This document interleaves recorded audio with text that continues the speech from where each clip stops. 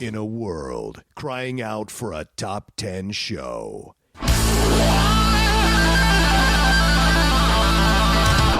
John Roca and Matt Nost are here to bring you the top 10. Take it away, boys.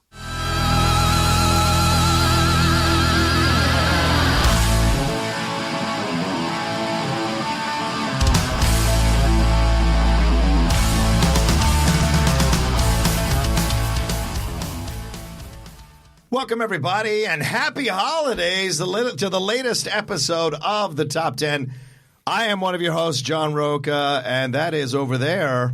I'm Matt Nost. For those that are listening to this, we're taping this in advance, but Merry Christmas to you. Merry Christmas. This comes out on, Christmas Eve? Okay. Yeah, 24th. This comes out on the 24th. Ooh. We have to tape these in advance because, our time here in the studio lands on two big holidays. Yeah, it does. So there is no studio time those days. It doesn't exist. So we have to plan for this inevitability. Yes, And- we're wearing the same clothes, too, so suck it. Yeah, and it's going to happen on a couple more shows on the really is. upcoming. Not these specific clothes, new clothes, Yeah, but you will still see it twice. So we're here today thanks to a patron gave us a nice suggestion. We were looking for something for this time of the month. We were like, oh, what do we got out there? Who do we? Who's going to help us out? I am trying to pull that up right now. Okay, well, it's always fun when the patrons suggest topics for us, and this was an interesting one for us to kick around and look at, and certainly one of the most difficult ones because there are so many films to choose from, and the subject matter, as you read in the title there, the top 10 films released in December. So there's so many years of movies. I try to keep it to the last 3 or 4 decades to keep it kind of topical. Sure. So if some of you are looking for older classics or what have you, they're not going to be on my list. I don't know if they're going to be on your list, but I wanted to keep it kind of – because I think we can revisit this idea more as we go along, in terms of certain time, certain – we even go decade by decade. Films released in January – in the 50s, from January the 70s, 80s, whatever. It's fun to do that. So I think there's a new way to discover splitting the atom here. And as we texted about earlier, because it's a murderer's row of what's been released in December. Oh, yeah. So we also said, just as a stipulation for us, not for the patron that submitted, just for us here, that if it's come up on more than like 10 or 15 lists or shows or something like that, then we're going to move on to another one that we haven't talked about as much because there's so many to choose from. So there are movies out there that I undeniably, hopefully they make the patron who sent it is Corey O'Connor. Hopefully they make his list because they are, more than likely they would make ours. But we just, there's a lot of movies that we talk about. We still want to honor the patron's suggestion and still get to it. So we're like, why don't we just throw some new movies in the mix? Some of them have come up on less than 10 shows. Yeah. We're still getting to some chestnuts, some December classics, but just not as many of. There's a preponderance of ones where this is one of the best movies ever, and so is this one, and so is this one. Be like, but they come up all the time on our lists, right? So try and do something just a little bit different for once. Not always easy. No, not always easy. And it was still even going by that. Yeah, I still had a list of like 14 or 15. Wow. There's a solid list of 40 or 50 of movies that have released. Okay. From I went through some of the 60s and then went through all 70s, 80s, 90s, up to today. How were you able to do that? Like, did you go to a particular website?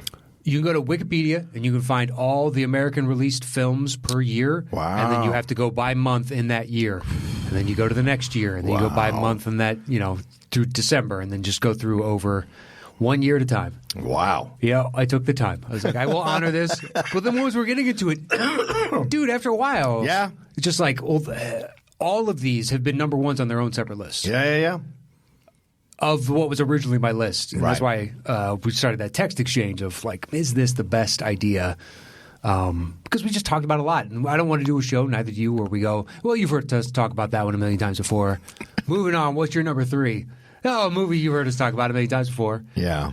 And how is that fun for you as a listener? So the premise of the show is incomplete in that we're not giving our actual best of December. It's like the other amazing movies nobody really talks about as much, in our opinion.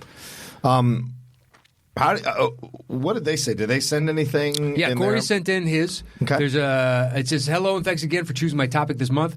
This is a very difficult list to get down to just 10. Yeah. My top 3 selections hold a certain sentimental value to me as they were my favorite movie theater going experiences seeing those movies at the time. So we'll get to his list after we finish ours like we normally do.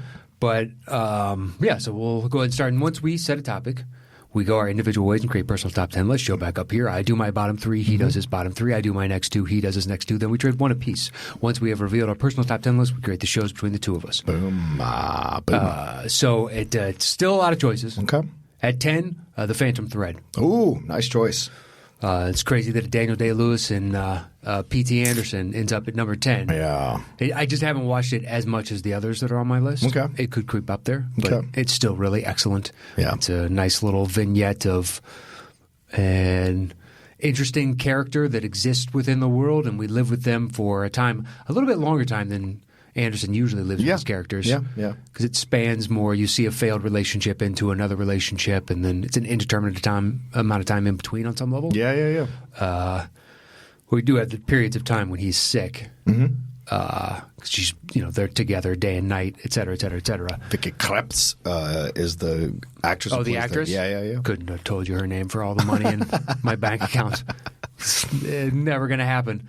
But it's one that, came out, it had the thrust of this could win an Oscar, and it just wasn't. People stacked it up against the other previous Day-Lewises of the past couple of years, and they're like, it's excellent. It's just not as, to them, in their estimation, wasn't as excellent as some of these others. So it wasn't as revered in its year because they were trying to spread the love around. It's like in sports when they don't want to vote a guy MVP, even though we all agree they're MVP, right? Because they're sick of voting for that guy. Yeah. It's the same thing sometimes with the Oscars. Like, we all acknowledge that's the best, but we need to spread the love around. We were having this discussion on Movie Top Harry and I with Scott Menzel, and she was saying I said I don't know why Pacino's being nominated for Irishman. Like I there's nothing he does in Irishman that he hasn't done in a million other movies. There's nothing De Niro does in Irishman that he hasn't done in a million other movies. So if De Niro's not going to get nominated because people are like, yeah, that's standard De Niro performance. Why is Pacino being nominated just because he's got a louder, flashier performance? There's nothing he's doing here that's exquisite. And Perry was like, well, that's unfair to the actor because you've put him in a higher echelon. And I go, yeah, because that person has earned that higher echelon. That's scrutiny. Yeah, that's scrutiny, exactly. Like if it's something like Adam Sandler doing a drama like Uncut Gems, I have way more – my mind is way more open to be swayed to vote for him or to nominate him if he delivers a fantastic performance. Sure. Because he rarely goes into drama. Whereas Pacino, a screaming guy who's like a Teamster leader, there's not much difference here, And so to me, I kind of – but she pushed back on it. But I that's the way I look at it. That's the way and I think most of the Academy – and I used the comparison Tom Brady. Tom Brady you could argue Tom Brady be the MVP every goddamn year. Because there's no way the Patriots would be anywhere near as good without him. Well, I think because they get to feast on the AFC East, which has been just brutal. That's fair. But he wins these Super Bowls. He does. Gets into the playoffs, gets in the AFC Championship games at least. And so I said because Tom Brady has such a high threshold of performance, there's a level that you expect from every year. He has to kind of go above that level that you expect for it to be considered an MVP year, even though his level is higher than like 25 other quarterbacks in the NFL. So, or maybe more. But that's how it goes. It's a matter of perspective, I feel like. I went off on that. Sorry about that. No, it's fine. It is. You just you gauge them by a different metric. Yeah. They've earned that right. It's unfortunate, but at the same time, it's a byproduct of you're really amazing, and we expect that of you, and you deliver on that almost always. Yeah. And I still love Phantom Thread. Okay, so there we go. 9 is Galaxy Quest. Oh, nice choice, man. Nice. Yeah. Quality, fun, amazing movie, and then when you hear that the studio tried to change it because they didn't get the joke of what they were doing, and that would have ruined it, and it would have made a movie that I never would have seen. Right. But a spoof of like what happens if Star Trek was kind of real type of thing. Yeah. They pull it off flat out, making fun of Kirk and at the same time humanizing him. Yeah. It's super interesting. Everyone. Yeah. And the plight of Leonard Nimoy as Spock, railing against the fact that he's known as Spock when he's this really good actor. Yeah. And Alan Rickman crushing that at the end by Grapthar's hammer fucking means that. You know, you almost tear up. It is. It's great. He begrudgingly has to say it at all the stupid conventions, but the fact that it actually holds meaning for these other individuals. Well, that's the power of that film too, is because like the Lego movies, right? They're really good at making fun of what they're making fun of, but they're also great at revering it at the same time, right? You don't feel like they're making fun of Star Trek, but they're making fun of it from a loving place, as opposed to a place trying to make it look stupid or insult it or trying to look down on it. It's actually making fun of the combo of the real stuff and the fake stuff. You know, this idea of Shatner was a bit of a diva and wanted everything to be about him. He took lines away from people. That's why there's a lot of anger towards him from Takei and Walter Koenig, who played Chekhov, because of what he did. Spock Nimoy didn't want to play Spock anymore because he's a freaking theater actor. Yeah. Right? And the idea of Uhura, the communication, she just repeats whatever the computer says. What's the point? Right? Yeah, what is the point? Yeah. And it's all meaningless. And the Rockwell, like, I'm going to get killed, aren't I? Yeah, right. Freak out. Red shirt guy. Yeah, exactly. Tony Shalhoub is the engineer. They're just kind of down for whatever. Tony Shalhoub just killing it the entire movie. Shalhoub's fantastic in that film. The guy from that TV show about the tabloid magazine, but it wasn't like tabloidy. It was like Rake? No. He's not Australian. He's American. It was shoot. Or no, maybe it was like a Cosmo. They were doing a junior version of Cosmo or something. He was a fashion photographer. It was a sitcom in the late 90s, early 2000s. Okay. Oh, you're talking about Just Shoot Me. Just Shoot Me. Right. You're talking about Enrico. Yeah, he's the leader of the alien species. Yeah. That guy's great. Yeah, it was like a Cosmo or something, wasn't it? Yeah. Right. But like a junior version. It wasn't a tabloid magazine. No. Yeah, because David Spade was in that show. What's her face? Baranski? Oh, no. Wendy Malick. Wendy Malick was on that show. Laura San Giacomo was on that show. I knew they had an Italian as the lead actress, and then the older guy. George Segal, I think, was the older guy. That's correct. Yeah. Segal sounds right. That wasn't a bad film. Show, rather. I liked that show. I can't imagine ever going back and watching it again. And I watched it in repeats just because it was on. I didn't hate it. What about News Radio? Would you ever go back and watch News Radio again? No, but I liked News Radio. Okay. Wings, I'll never go back and rewatch. Oh, Wings, man. I begrudgingly kind of liked it at the time. Okay. Not your jam. No, I don't think it's strong enough to hold the test of time. Okay. Ooh, the test of time. Yeah, I don't think so.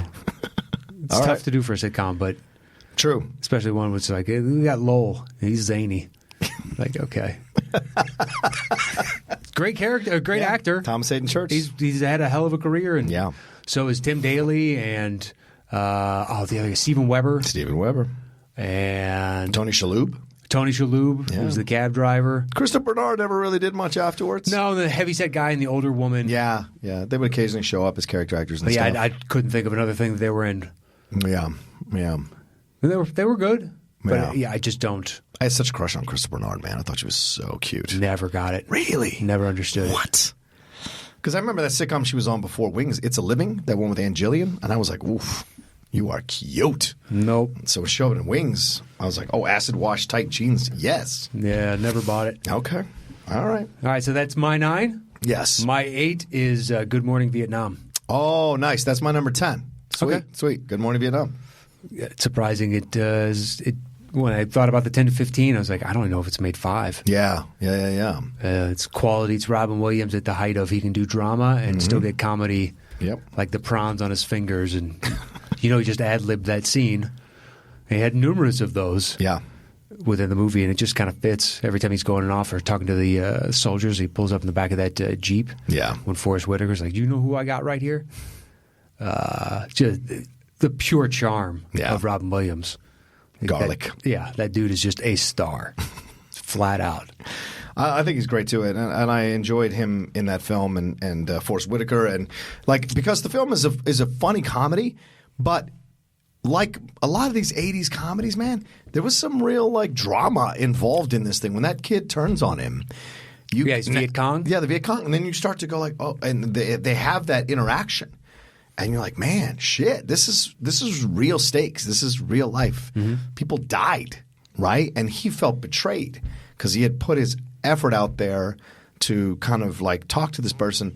And in that interaction, they essentially were showing you how Americans viewed the Vietnam War, which was, we were coming in to help you. Why don't you let us help you? Why are you blowing us up or killing us or whatever when we're just trying to help you and be good to you, right? And so to keep you away from communism.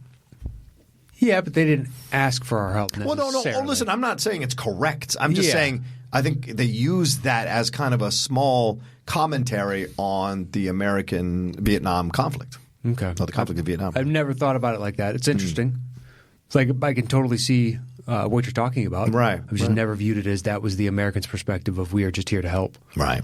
Because it rang so true for the character. He was kind of put into this situation. He didn't want to be there. He didn't want to be there. Yeah. He's just, he's made to be a radio disc jockey or something like that. Right. A life of the party type of individual. And just happens to be here. And he was against the higher-ups because the higher-ups were trying to turn him into... Yeah, just the regular cookie cutter. Yeah. The, what's his name? Bruno. Yeah, Bruno... Start with a K? Bruno Kirby. Kirby. Yes. Yeah. Yeah. City Slickers. There you go. That's what he's more known for. When Harry Met Sally as well. But I would say City Slickers, more people have seen that than When Harry Met Sally. Oh, maybe you're right. I think so. Maybe. City Slickers is family friendly. I don't know, but romantic comedy. Number one romantic comedy ever made. Maybe. According to people our age and older, to some degree. Yeah, maybe. I think the younger, maybe they go back and watch it. I don't know. That's a good point. Maybe 20-year-olds go like, what is this shit? City Slickers, I think you could still make a City Slickers reference. And most people would get it. All right. I think so. That's fair. Yeah, When Harry Met Sally, yes. But you make a good point, though. You're watching City Slickers like when you're 10 or something like that, no matter what generation. And there's two of them. The second one's dumber than the first. It really is. The first one tries to have some heart, and the second one's, Curly's gold. But yeah, I just think it's one of those you could easily... You buy that DVD back in the day, and now you can stream that wherever, and it's just everybody can find some sort of enjoyment out of it. And that's for sure. All right, so that was my 8. You're 10. What's your 9? I, Tonya. Oh shit, I missed that in the list. Yeah, good call. Yeah, that makes my list. I'll bump something else off. I Tonya makes it. Yeah, all right.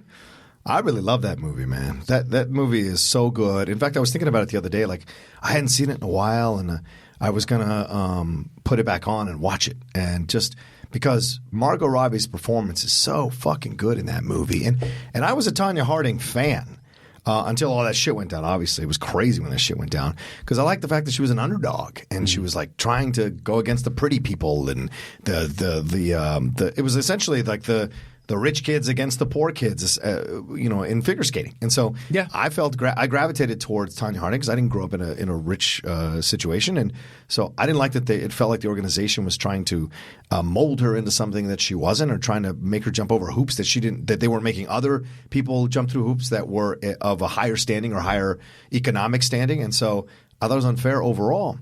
Then all that shit went down and you're just like, fuck, this is nuts. And so to see the behind the scenes of her life and how terrible her life was and what she endured and what she had to deal with, the way it was filmed was so brilliant. And Allison Janney's fantastic. Julianne Nicholson is great in the film. Sebastian Stan is good in the film. Paul Walter Hauser, who's fantastic now, and Richard Jewell, he's great in the film as Galooly.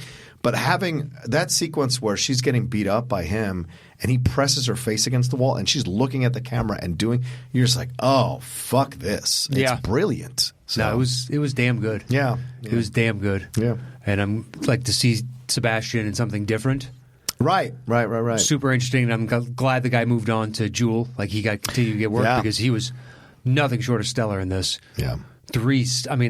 Excellent performances all the way around, but she was so good. Yeah. So good. She didn't win for that, did she? No. Who'd she lose to? That's a good question. Because I wonder if that's deserving.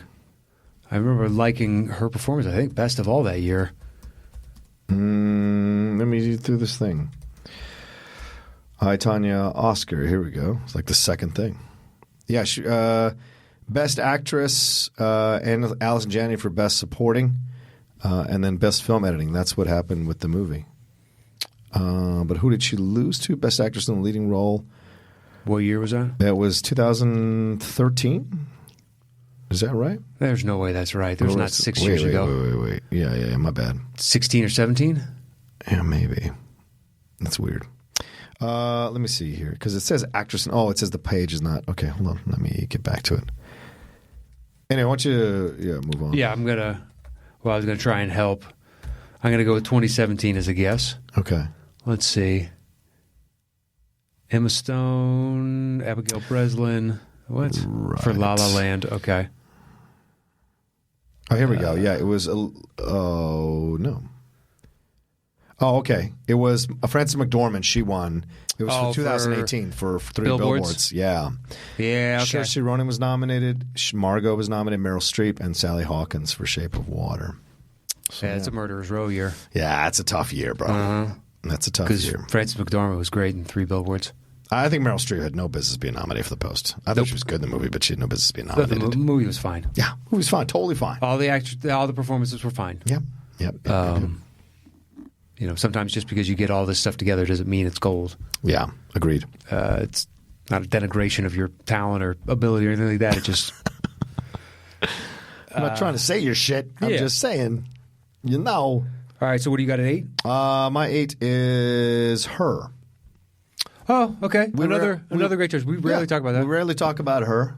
Really enjoyed that movie. It's to me still it's Scarlett Johansson's best performance ever as an actress. I think Joaquin Phoenix is great in that film. Kristen Wiig is great in the film. Their interactions are incredible in the film. Mm-hmm. And what it leads to is pretty heartbreaking. So to me, I enjoy that movie a lot. And what it says about our relationship to technology, but also what it says about the search we're always on to find something to connect to, find someone to love us. But what's great about the film is this is his healing process. As he's dealing with a breakup, he rebounds with this computer program. The computer program becomes the utopian thing that he wants, the idealistic thing that he wants. But that thing has to grow. And he understands. She leaving him is like his breakup, but he deals with that better. So he learns that sometimes it doesn't work out, and it's okay it doesn't work out. And you should appreciate the time you did have with that person, because that person was never going to be your person, or only was your person for just that short amount of time or that amount of time. And you took the lessons from that person and you're going to bring it into the next thing that you got. So it's not an easy lesson to learn. It's a tough lesson to learn. Mm-hmm. But I thought they did a really great job with it in Her. And Joaquin was fantastic in that movie. Yeah. Yeah. It's another excellent call. There's a lot of them to choose from. Yeah, certainly. There's nothing against that in it. So my next one. Yeah. Let me double check, because when I saw this on the list, I never double checked that it was actually released in December. Okay. Which I checked all the others, but this one just doesn't seem right to me. But yeah, it is. Okay, it is right. I chose The Naked Gun. Oh. I think it's only made 3 lists. It's been hinted at and talked at a bunch of times. I love it. That's a great choice, my man. Yeah, it came up on the list. December 1st, it was released. That to me is a spring movie or something. Yeah. But maybe it's because there's baseball in it. Oh, yeah, maybe. That's weird, huh? Yeah. I don't think of it as a December movie. That's when I found it on Wikipedia. I was like, really? Naked Gun? But I didn't check that one. Wow. So that's why I was hesitating. But yeah, Naked Gun. It's just a classic. Yeah. Of a joke style that I think almost everybody else fails at. Mm-hmm. And even Leslie Nielsen, moving on, couldn't recapture it in Dracula and Dead and Loving It or whatever it was called. Right. And the later iterations when it went from a serious actor in this stupid comedy to a serious actor now thinks he's a comedian in these comedies. Yeah. And then it lost its appeal to me. Okay. That's what works so well about Airplane and Naked Gun. He's playing this pretty, serious. Yeah. And then later on, he becomes the guy that brings a fart machine onto talk shows because he thinks it's hilarious. And be like, you were a dramatic actor thrust into these situations. That's what made it good. You deadpan, Don't Call Me Shirley from Airplane. Right. The Naked Gun, just it's a nice beaver. Thanks, I just had it stuffed. It's a terrible line, but it works. It totally works. It works. For whatever reason, it totally works. That's Enrico Palazzo because he sang the national anthem. He's just getting into all the balls and strikes with strikes, and the game's going too fast, and he hasn't figured out who the killer is yet, so everything's a ball. What? People go crazy. Oh, that movie kills me. Yeah. The follow-ups are, if you've never seen any of them, just see the first one. Yeah. 2.5's all right. It's a law of diminishing returns at that point. Yeah, it is. Yeah, pretty steep too. But the first one I think is pretty damn excellent. Yeah, I agree. I thoroughly agree. Yeah.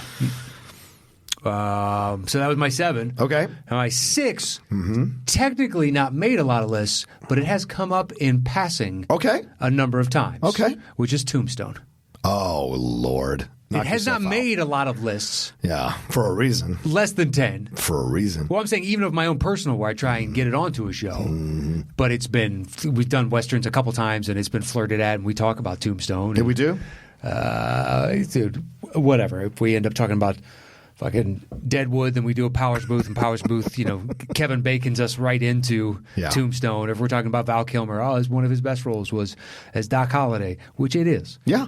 He is fantastic in it. And it's a pulp novel come to life. Okay. So if you're looking for like distinct, direct historical accuracy, you're probably not going to get, it's gonna go vague in a lot of different spots. Yeah. And they're going to fictionalize, and obviously the dialogue and whatnot and the interactions, they have to make all that up. Right. Yeah, they got certain beats right with the OK Corral and the setting. Well, I'm just saying. I guess. It did happen. It was between these individuals. Yeah, true. Like there was a gang of cowboys, et cetera, et cetera. At least I believe there was. I'm not going to argue that. Yeah. I was never as enamored with that aspect of the West. I like the West as an idea. Yes. As opposed to the individual component parts. You mean the actual thing. Yeah. Like the Billy the Kid, I found it fascinating just because he became so famous in his time. But I never read any of the books. I never, I knew who he was. Right. Thing. Right. Okay. But Tombstone is just perfect. It's just perfect. I don't know if you understand. So many quality actors in one movie. It's ridiculous. Are you sure you understand what that word means, perfect? It is perfect. For what it aspires to be, it is perfect. It is not trying to be Wyatt Earp. It is not. Like Kevin Costner. That's for damn sure. Telling a philosophical story about man's travails on this fucking blue marble.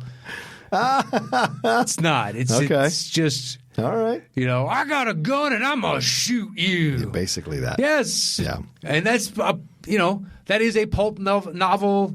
Come to life. Representation of the Old West. Yeah. There are confrontations all the time, and there's drinking and gambling, Pharaoh, guys playing Pharaoh, and pretty women who are apparently prostitutes potentially all over the place, and whatever, lawlessness. There is no justice. People get offended. You have to take your guns off to go into places. You got to get it on. Yeah, just the Wild West, a lawless land. And that's what this movie is.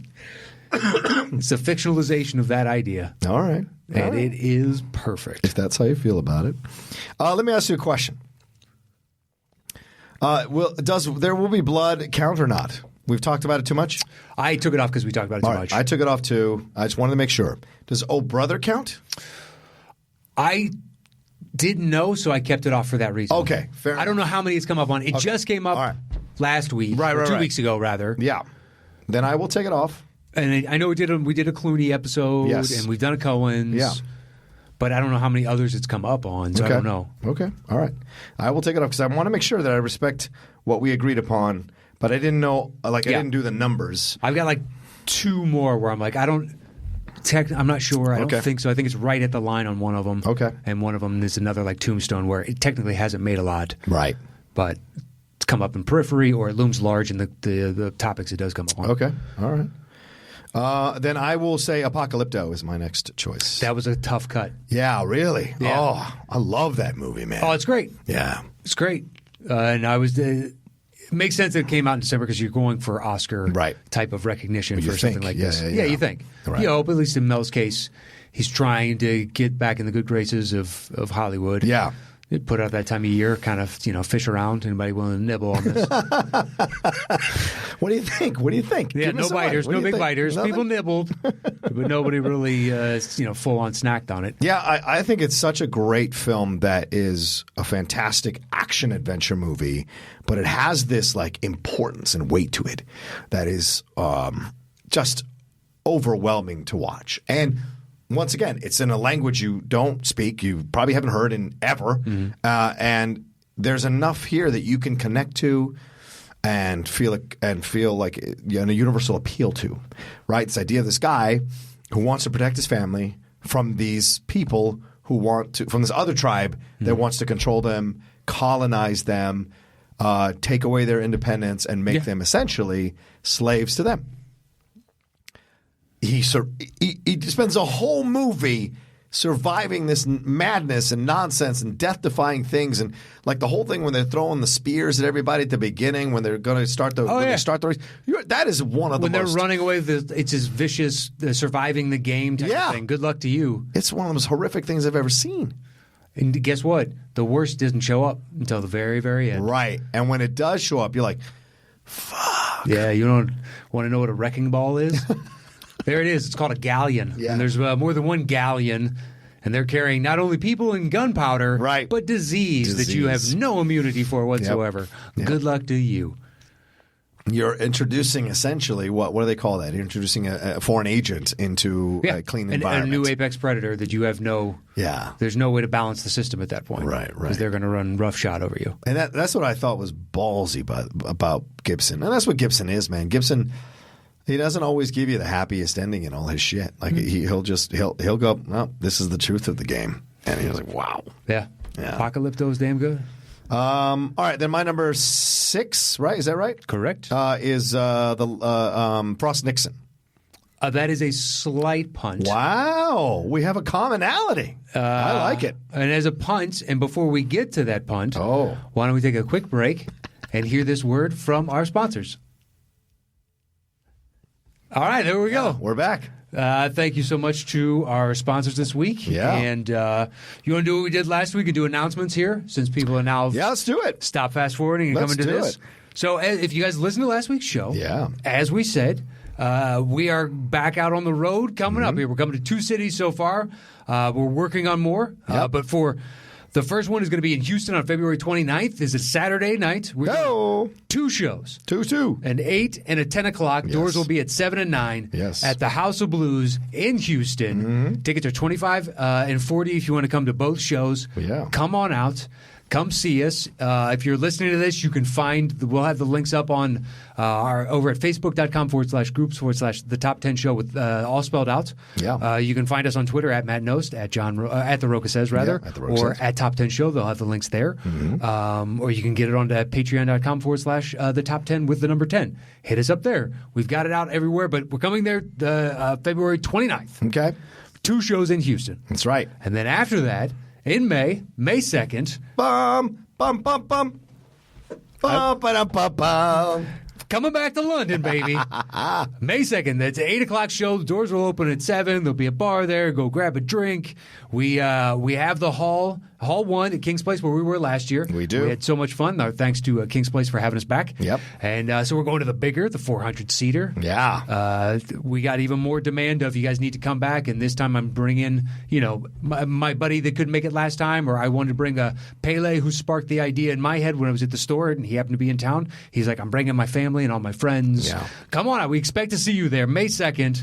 We're doing one show 8 o'clock. We've got the hall for longer that night, so we're going to run a longer show. We're talking about doing potentially a Q&A or trying to figure out some sort of value added for the fact that so many people demanded we come back, and we're coming back. It's £30 for one show, May 2nd, King's Place. And you can find the links on our social media for that. We should have potentially tickets up for that as well, but just stay tuned. They're out there, but May 2nd. And you want to do that. I mean, look, like Matt said, 2 shows in Houston, one show in London, but that show in London is the 400-seat theater. You guys, last year, remember we said we were going to come back and we were going to hit that 400-seat theater.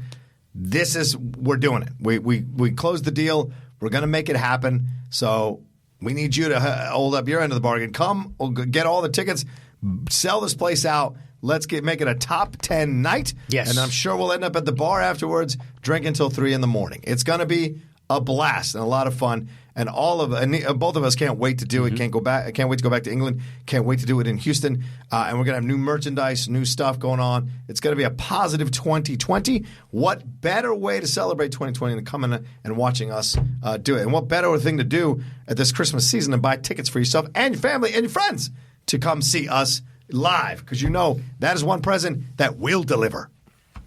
Damn straight. And So put there a you go. smile on her face. May 2nd, we're coming in. February 29th for Houston, May 2nd for London. We are working on other cities and other dates for potentially one in between those two. Yeah. But just to have this more regularly, we have some help, booking these shows and lining things up with us now.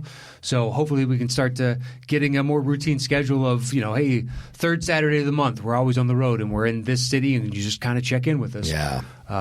So that's it. Those are our announcements for now. So let's jump back in, which is the punt from just a second ago. Yes. Frost Nixon. That's my number 6. Your number 5? My number 5. Damn good movie. Oh, such a good movie, man. I walked into it going, hopefully it's good, and walked out going, I think this deserves more praise than it's getting in this season. I already liked Michael Sheen, and he crushes it. Frank Langella, I thought was a weird Nixon, and then you see it and it works. I mean, it totally works. It's mind-blowing how much it works. It does. It does. You got Sam Rockwell, Oliver Platt. It's directed by Ron Howard, which is not a very Ron Howardy movie. The dude from Succession's in this. Which one? The dude who plays like the smarmy guy who's like the husband of the wife, the husband of the girl. Oh, the English actor? Yeah, the English actor. Yeah. He's in this. He plays Michael Sheen's producer. Oh, okay. That's him. Okay. Matthew McFadden. I did not remember that. Hey, Kevin Bacon's in this thing. He's a jerk off. It's got a bunch of small little parts here and there. Yep. But Sheen and Langella are just great. Rebecca Hall. Yeah. Their chemistry is fantastic. And like you get invested in Sheen's story, in Frost's story, David Frost's story, and what he's trying to do. And that's the thing. And this is something that I think is really important for people to understand who are watching or maybe listening to us. Just because you see people on TV, just because you see people on the radio, hear people on the radio, or see people doing podcasts, or come see us in live, it doesn't mean that behind the scenes they're just rolling in the dough. You look at David Frost was essentially broke, and he was banking on this, setting him up for the future. And also, in his eyes, my guess is kind of a joke. Yes. So this is to also get him to be seen as a serious man of true intention and endeavor. Yes. Within pop culture, celebrity lifestyle, whatnot, because he was just kind of a fluff presenter, so to speak. I don't know him outside of this. Right. Like, is not a blip on my radar. Oh, you mean in your experience with him was only in the movie? Yes. Oh, wow. No, I grew up watching his interviews because I'm of that age. I grew up watching his interviews. They occasionally would show on ABC. After he became famous, after this situation, he became David Frost. So David Frost, I think on 2020 or ABC News, he would do interviews that were, licensed to 2020 or ABC News, and he would interview people and political figures and whatever. So it was always interesting when David Frost interviewed people. So when they were saying they were doing a movie about this, I got excited to see what would happen. And Michael Sheen does such a great job as David Frost. So I don't know. It just kind of came and went. It never comes up on any shows. No. And Ron Howard, I think, directed this one. So I said that. Must have missed it, but it's very doesn't seem like Ron Howard. Didn't know he had this type of movie in his wheelhouse. Yeah. Not to say the guy's not talented. He just hadn't really given us anything akin to this. Yeah. It's a good one. So that's my 5. What's your 5? Okay. What I put on my 5 is Up in the Air. Okay. Yeah, it's on the side list. Yeah. Love that movie, man. And I mean, love probably isn't even the right word because that's such a depressing movie. I think I admire this movie, I guess, because it deals with this idea of being fired and what that entails for people. And the other side of the coin, the people doing the firing. And I don't mean the companies. I had no idea this existed. That there were people hired. That there was a company that did this? Yes, to fire people. So to avoid any kind of backlash or anger or, people directed at somebody still in the office. Exactly. Who could beat people up or something like that. Because you see that happen all the time. You hear about people getting fired and coming back with guns, So why wouldn't this exist? Some kind of impersonal, essentially almost automated firing of yourself, and with some kind of idea there's so many great people after they got fired, they created this, they did this, they did that, some kind of narrative to try to make you feel better. But what the movie really captures, and I thought was brilliant, I think it's Jason Reitman who directed it, is the reaction to the people, the authentic reaction people feel when they're fired, and the despondency and the fear and what they have to negotiate emotionally in that moment as it's happening. And none so more than the larger, older dude, the kind of balder, older guy, when they fire him breaking down, fuck, I cried like a baby in the theater, man, because like that could be someone's dad. Yeah. Who has spent years and now is like has been living like, doing what he can, saving what he can, doesn't have a lot, but really hopes to keep this thing going until he retires. And now he gets prematurely fired. And you're just like, oh, fuck, what does he do now? And his reaction to it all, man. Plus, a lot of people when they work, and I'm sorry, man, I'm going on this. A lot of people when they work, they find an identity. They find their identity through the job. Yeah. So if the job's removed, who the hell am I? Right. I just don't. I think I've seen it once again since then. Okay. So I don't know that I'm going back for it. That's why I did make it. Yeah, that's fair. Totally respect that. Compared to others, just like I know I'm going to watch that way more. Yeah. So, and we don't talk about this one either. Yeah. So, yeah. Try and get it onto a list somehow. Great stuff from Clooney. Great stuff from Farmiga, and certainly, I forget the girl. The girl. Oh, it's Jesus, my mind sometimes. That's what Reitman directed. She's in the Noel Christmas thing. Anyway, she's in Pitch Perfect. Anna Kendrick. There it is. Okay. There it is. Yeah, you're right. It's always there somewhere. It was early Anna Kendrick. Yeah. Okay. 4 for me is this is one where I think it's up on the line, but I don't think it's crossed 10 to 15. Okay. Castaway. Yeah. No, I don't think we've talked about it a lot.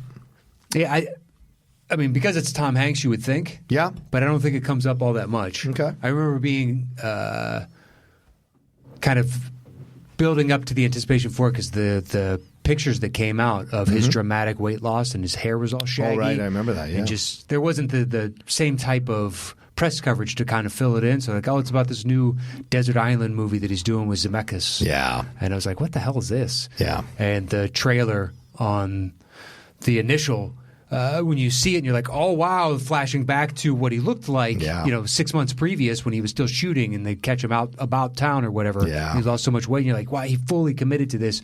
So going into it, the anticipation was so high and it really lived up to it. I mean, I can't think of it's very rarefied air where an actor doesn't say more than 5 words and yet he's compelling the entire time. Yeah.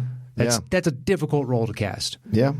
You can't do that with too many people where just watching them think is enough of an entertainment. Well, and also you feel it, right? You feel it in that moment when he comes back and he has that interaction with Helen Hunt. Like, wow. Like everything that's been built up on that island now comes to fruition in this moment. This fantasy, this idea of what was supposed to happen. Yeah. His life, right? It's such a cataclysmic event, a seismic shift in your life from like I had this girlfriend, I was going forward, we're going to get married, blah, blah, blah. Everyone thinks I'm dead. I come back all these years later and it's like the feelings never died. So Helen Hunt having that moment with him, you forgive it because you're like, she has to have closure here. Yeah, she had to move on. Right. And it was beyond feelings, it was motivation. She was what drove him to get home. Right. Otherwise, he would have, because he tried to commit suicide. Yes. A number of times. To that. Yeah, with the noose that's hanging up when he needs extra cordage and rope at the end of it.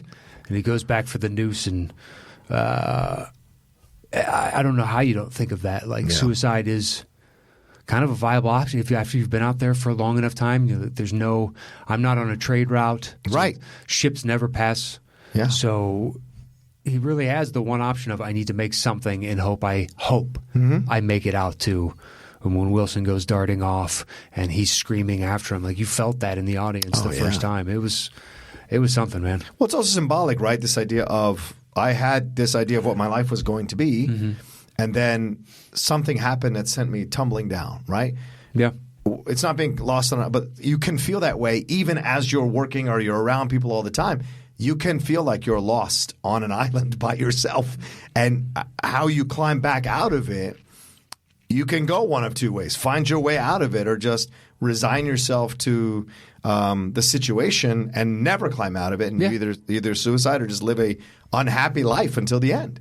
And so like in that, him constantly fighting and pushing to get off that island was really powerful.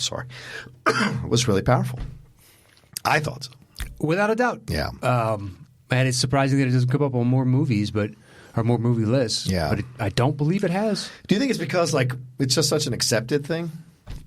I think it's because it's such a specific movie that it's tough for it to cross over into, like when we did movies on the sea. Well, that's not on the sea, but he's surrounded by sea, so it's not going to make that. Good point, yeah. When it's movies like this, and you're like, well, you could, I guess, count that, but it's not really that. So it's Tom Hanks or Shipwrecked, but we've never done a Shipwrecked. We've never done a Shipwrecked. There's no way there's 10 Shipwrecked I don't movies. think so. 10 worth a damn? Yeah. I don't think so. That's a good way to put it. 10 worth a damn. All right. That was your number 4? That was my 4. All right. My number 4 is, and this is, we're going to the Foreign Classics Corner. Okay. We are going to the Foreign Classics Corner with Cyrano de Bergerac. It's a film that came out in 1990 in December. This one, Gerard Depardieu playing Cyrano de Bergerac. People do not understand how good this mother effing movie is and how great he is in this performance, how much fun this movie is, how touching, how heartbreaking, how incredible this movie, how phenomenally directed this movie is. And yes, it's in subtitles. It's in French. But it is a vibrant, vibrant movie. And people never seem to talk about it when they talk about the great foreign films that have been released over the last 4 decades or 3 decades. This is one of those ones that needs to be more in the conversation, and people seem to never discover it. Except even though the reviews are like 95% or 90% on Rotten Tomatoes, it's incredible how well reviewed this film is. Yet nobody seems to talk about it. I've never seen it, so, and I don't think I'm. Maybe one day. Yeah, but that feels like a lie. I almost feel like I miss being back in that time in the 90s and early 2000s where like it was a foreign film and you're like, oh, I got to go see, I got to discover this thing. Working over the last few years is like I know when all of them are coming. Yeah. So there's not that sense of discovery anymore, man.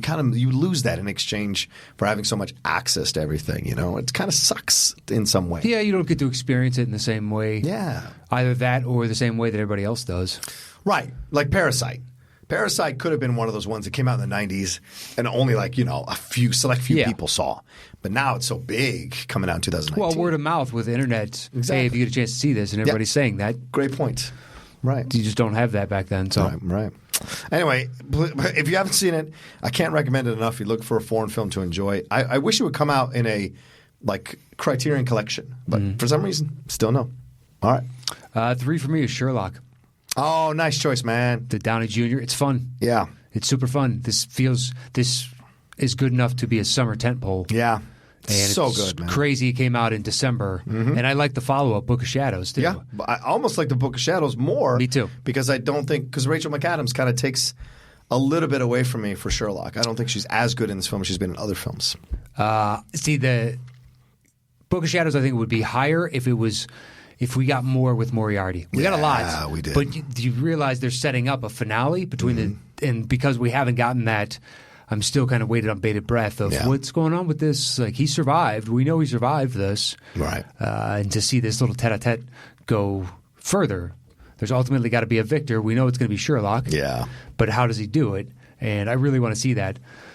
But out of nowhere, I mean, Guy Ritchie, I didn't know he had done, like, obviously the Guy Ritchie, the Lock, Stock, Right.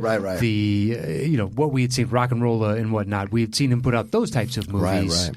But to take some of the feeling of that, perhaps the fast pacing with the cutting and whatnot, but to use that now, that fast cutting for Sherlock projecting how he's going to win this fight. Yeah. And you see all the moves before he does it because it's going to happen so fast. And the stylization, the cinematography, the set design, it was really just a well lived in and thought out movie from top to bottom. Also, the drama works. The drama of what they're creating works. The situation with Mark Strong, the situation with the Parliament, all of that, the secret organization, and then, it's a mystery, right? Most of Sherlock's mysteries rarely go into the halls of Parliament, right? This was such a large mystery while also being a small story in that it's just about someone wanting power and overturning the government, right? But like all the stuff that needs to happen for it to go down. And you have these great action sequences that reinforce the joy and fun that this film is supposed to convey, but you never lose the stakes. And it gets pretty dark in some moments for sure. And then as he's explaining all the mysteries that go along, you're just like, oh, this is brilliant. This is brilliant. You know? And the score is incredible. Just top to bottom. Yeah. Well written, well directed, well acted. Yeah. Everything is done just so. I wish they'd keep going. I understand with his schedule as Iron Man, Jude Law doing whatever he's doing and whatnot. It's got to be difficult to make time, but he's no longer Iron Man. No, he's not. They're talking about doing another one of these, aren't they? Yeah, Ethan, our friend Ethan from the Schmoedown. Oh, that's right. He's writing it supposedly, and Dexter Fletcher is directing it. The guy who just did Rocket Man. Okay. So, speaking of Guy Ritchie from Lock, Stock, and Two Smoking Barrels, him, the kitchen guy with the knives. One of the four dudes. He's one of the four dudes. Ritchie will get what, an EP credit? Yeah, and get some free money. Right. It's one of his boys directing. He earned it. He created this. Why not? I mean, on some level, I'm sure the Conan Doyle estate is very happy that it exists. I'm sure they are. All right. My number 3 is I'm so sorry to everybody about this. I'm still suffering with this and getting over it. My number 3 is 1917, which I know it's a cheat. I know it's a cheat. This motherfucker. I know it's a cheat. But it's my way of telling you and everyone who's listening to us or watching us, like, you got to see this film. This is my favorite film of the year. It's coming out in December. It still qualifies. And I can't tell you how incredible Roger Deakins' cinematography is, how phenomenal Sam Mendes' direction is. The acting is stellar. The twists and turns of this story are fantastic. I think you're going to love it, Matt, as a period piece in World War I. I'm sure I will. The fact that it's shot like it's all one shot for two. Don't tell me too much. I don't know that. That's it. Everyone's been talking about that. I try and know as a little as humanly possible. All right. About any of it going in. All right, that's all I can. And it's a fantastic journey about what's supposed. The trailer and what they're supposed to try. I've only seen like 10 seconds of the trailer. Oh, okay, all right. Well, I won't ruin too much of the story then. I don't know. I know diddly and shit. I just premise. I'm on board, and everybody's going. It's really excellent. It is. Great, awesome. Okay. I will be seeing this as close to it coming out as humanly possible. I'll let it go. All right. 2 for me is Christmas Vacation. Oh my God! All right. What? It's only come up on like 3 Christmas shows. This is your number 2 movie ever released in December. It's Christmas Vacation. Find me another one that I watch religiously like clockwork every year, guaranteed. Fair. I don't know. I don't watch you like clockwork. I know, but at the same time, I know I'm watching this at some point every year. Okay. That may happen with the other movies on my list. This one is the only one that is guaranteed to happen. Okay. So I already know that, and look, this is our Christmas Eve show. You're right. Christmas Eve. It is our Christmas Eve show. Might as well have at least one Christmas movie on it. So that's fair. Little tip of the hat to the fact that Christmas is tomorrow for those celebrating. For those, I'm not sure when Hanukkah or Kwanzaa or anything else falls. Enjoy those holidays. Don't want to get involved. Well, I could look it up, but I don't want to. I don't have the slightest clue. Right. Like, I know that Hanukkah shifts, but I don't know why it shifts. Does it shift? I didn't know it shifted. Well, it's kind of like in my head, it's kind of like Thanksgiving. It's the third Thursday. Okay. It's one of those. It's not a specific date. It's a specific maybe within a certain calendar frame or something, or potentially it's based on like the first full moon of December or something that signaled originally the winter harvest for solstice or something, and that's what they based it on. I don't fucking know. All right, fair.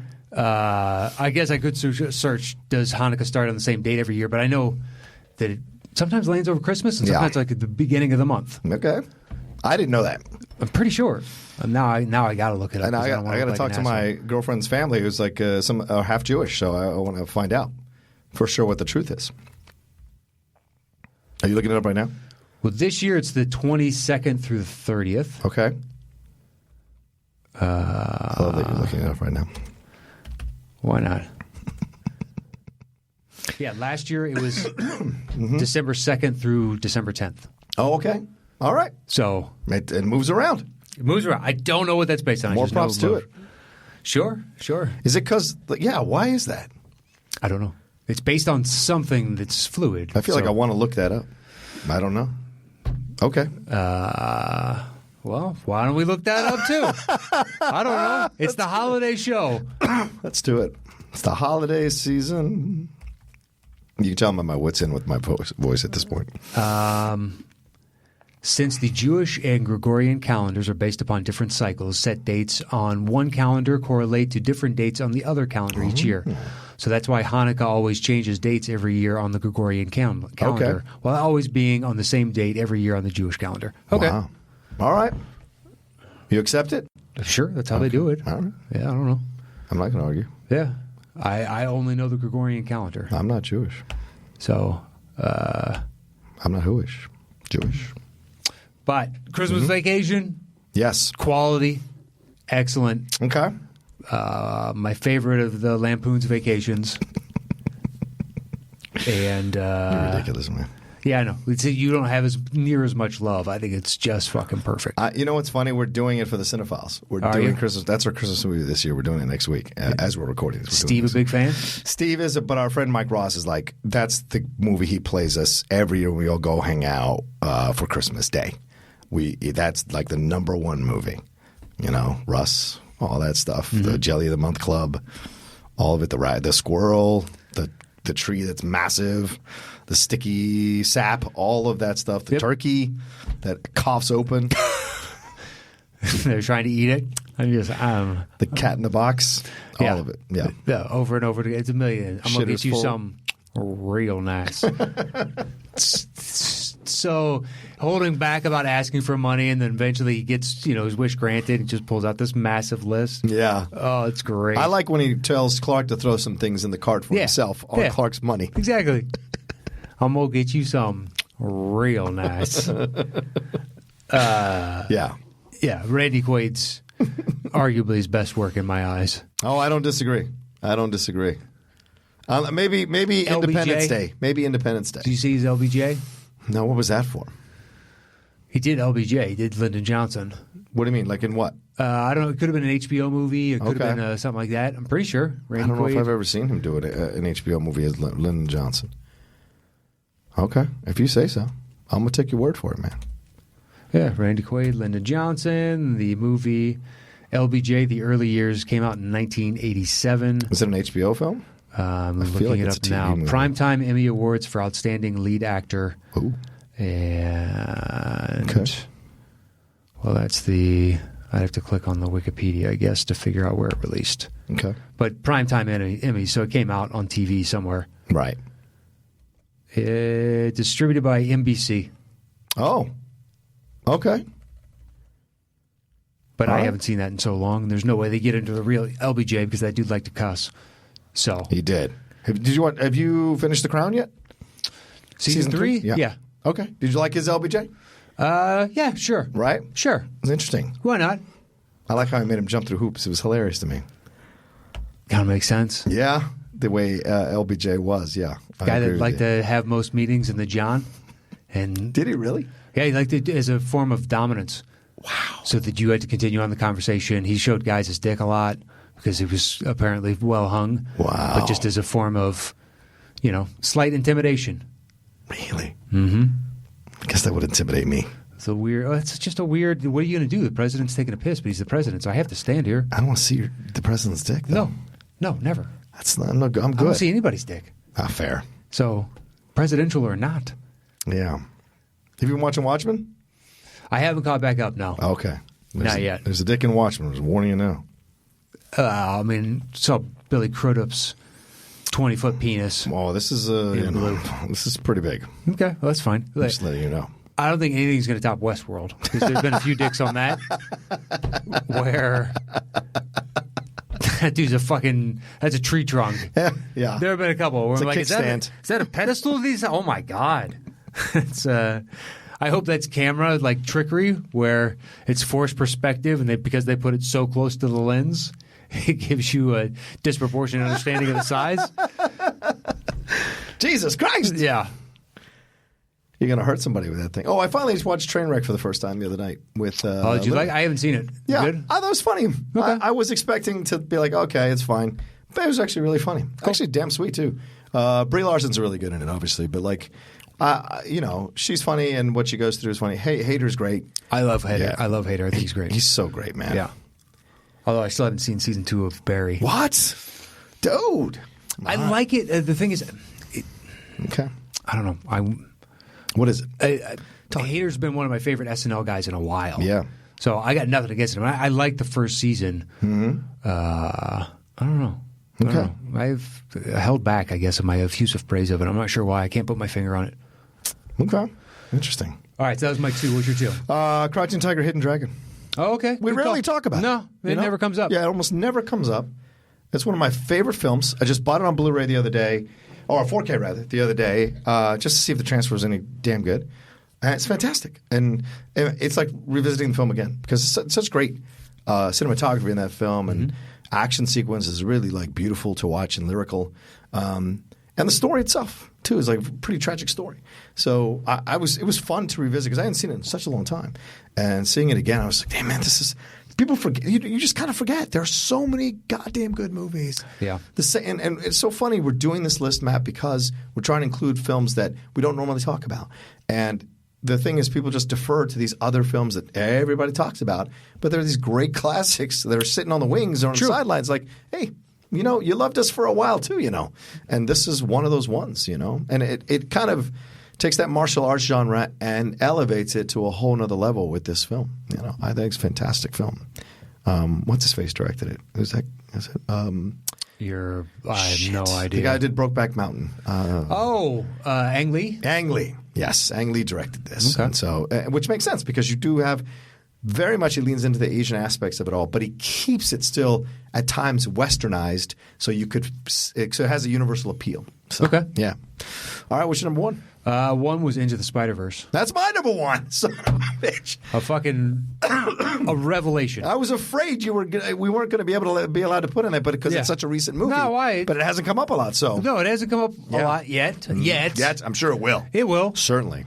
And maybe we should have given love to something else that won't come up a bunch eventually, but we haven't been able to talk about it. But it's fucking perfect. Yeah. It's flat out perfect. Yeah. The amount of time and care that went into it spills across in every scene. Oh, God, and every frame, you can see the thought that went into all the detail because you go back and rewatch. Yeah.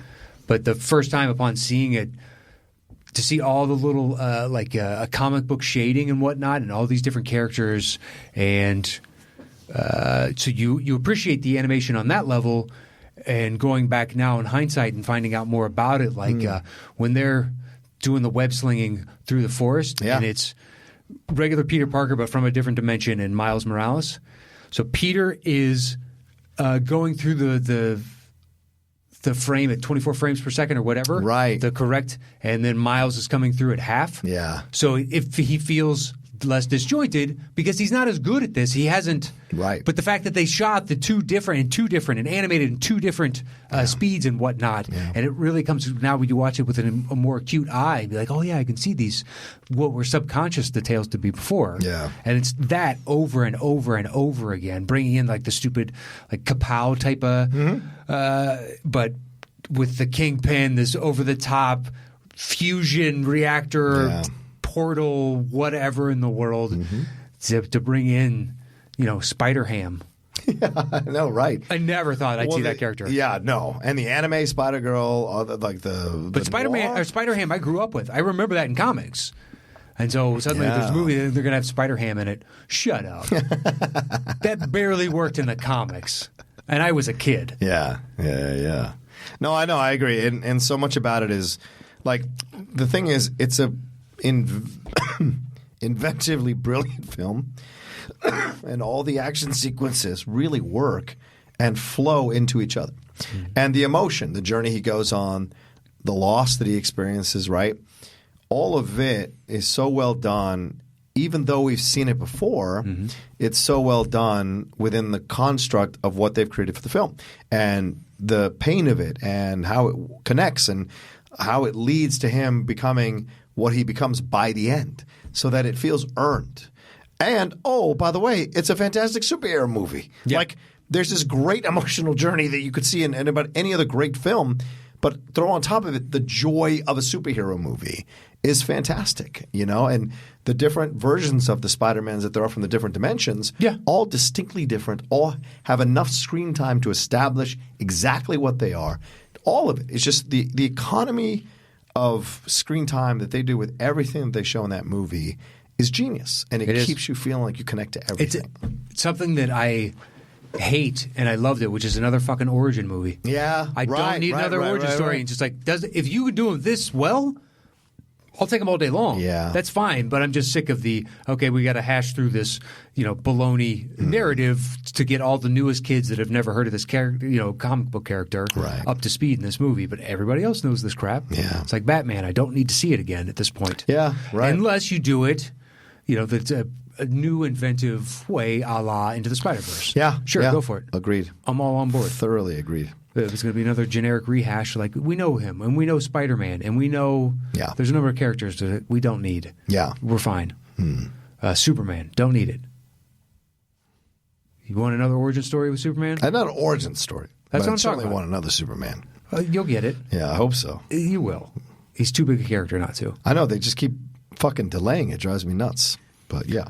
Well, they got to cast whoever's going to be the new Superman and then figure out what the trajectory of Superman's going to be. Yeah. It's a tall order. I agree. Tall building. Cavill should still be Superman, but he's not going to. Of course. All right. Well, anyway, that's our separate top 10 list for the best movies released in December. With movies that we hadn't talked about a lot. Yeah. So make sure that caveat is there. And I hope you enjoyed hearing us talk about other films that we don't normally talk about a lot. Hope they spark some ideas in you. Maybe some of you listeners were like, oh, I got to see that film. I haven't seen that film. Or, oh, I forgot about that film. Yeah, I need to go take a look at it. I haven't revisited it in a while. So I think we threw up a bunch of great stuff in here. So, tons of different random choices. I think. So what? Into the Spider-Verse is 1. Do you want to make Frost Nixon 2 since that's the only other commonality? Yeah, sounds good. Are you going to do it? Okay. Yeah. Do we have any other? We don't, do we? No, I don't think we do. Well, then I think. Oh no, you said you were going to bump something out for I, Tonya, but I don't know if you're going to do that. Oh no, let's keep it as is because it was such on the bottom of your list here. That's on anyway. it. So okay. So what? Your number 2? What's your 2? Crouching Tiger, Hidden Dragon. All right, I got Christmas Vacation. We're flipping a coin. Are you kidding me? I don't know if I'll ever watch Crouching Tiger again. Christmas Vacation I will watch every year. So, you win it anyway. What? Nice. Crouching Tiger at 3. For the record, I don't grumble when I lose. Yes, you do. These yes, flips. You do. I just want to make it clear. Someone compile a clip of every time he quote unquote doesn't grumble. Ditto. 3. Ditto. What's your 3? 1917. Okay, I got Sherlock. I haven't seen 1917. That's fair. We put Sherlock. If you want to remove 1917, we can. I just wanted to put on this because I think it's great. That's fine. I put it to the next one. Okay. So what's your next? Number 4 for me is Cyrano de Bergerac. I've got Castaway. Shall we flip again? I think we'll flip again. I gave you the last one, so. Well, it's because no one listening nor I have seen it, so. I don't know if anyone listening is. By the time Christmas rolls around. I got that one. Okay. All right. So yours was Cyrano? Yeah. Cyrano.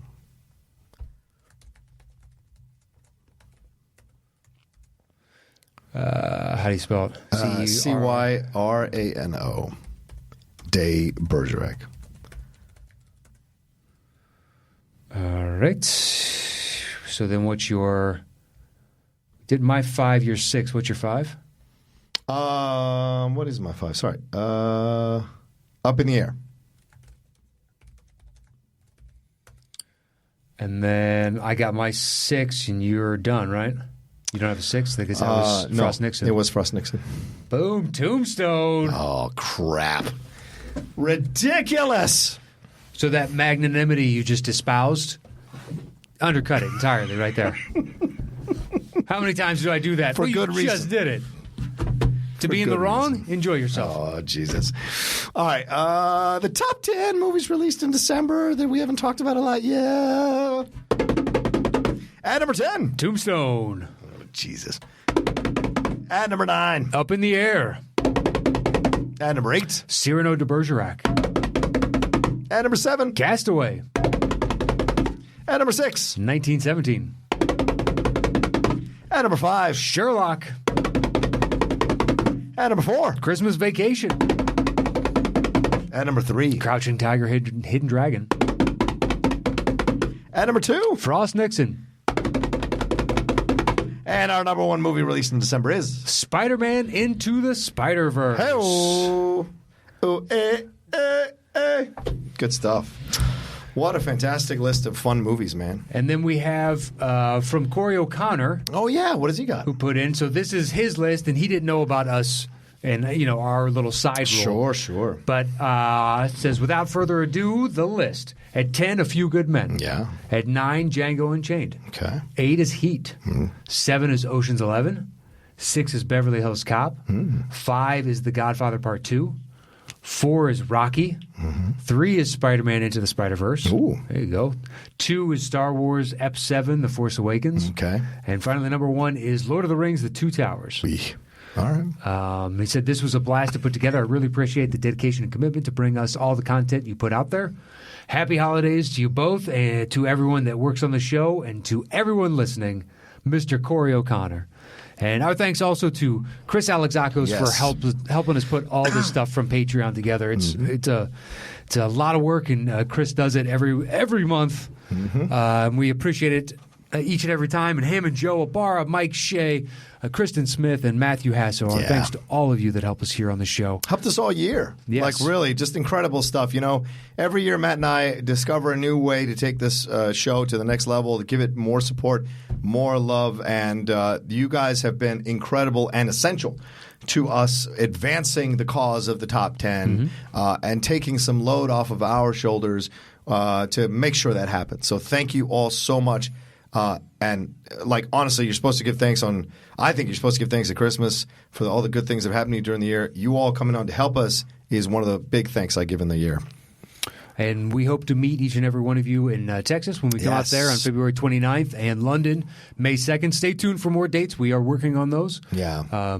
Hopefully we can shave a little bit of the time off the turnaround on these because they took a month and a half longer than we anticipated on the initial reach outs and the agreements and then just to get everything hammered down. But please pick up the tickets. Come see us when we come to your city and do those live shows. Be at the House of Blues in Houston, King's Place in London, and 2 shows in Houston once again, 1 in London. We'll see you those nights. Have a Merry Christmas, Happy Hanukkah, Kwanzaa, holidays, whatever you're celebrating out there. Stay safe, have fun, say hi to the fam, kiss those babies, pet the dogs, do whatever you got to do. Light the fires, kick the tires. I'm out of here. Merry Christmas, motherfuckers. There you go. Merry Christmas, everybody, from the Top 10 Show. Follow Matt at Matt Nost. Follow me at The Rocha Says. And please be safe this holiday season. Enjoy yourself. And for those of you who maybe are having a tough time during this holiday season, if you don't mind Matt just saying something really quick to them, take it day by day, take it hour by hour, find what you need to do to keep you at peace because we love you being around. We love you being a fan of the Top 10, and we need you in 2020 to keep watching and enjoying and listening to our show and pushing the show. And you never know what can happen for you in a new year. So get through the holidays and come out the other side and come with us into 2020. So much love to all of you. Thanks again, and Merry Christmas. Yeah, and next week we got shout-outs. We got everything to close out. That'll be the final one of the year. Thank you so much. 2019 was amazing. 2020 looks like it's even better. Thanks to everybody out there. Once again, my personal thanks to Blair Simpson. I appreciate the help. And I think that's all I have to say. You, sir? There you go. We're done. Merry Adios. Christmas.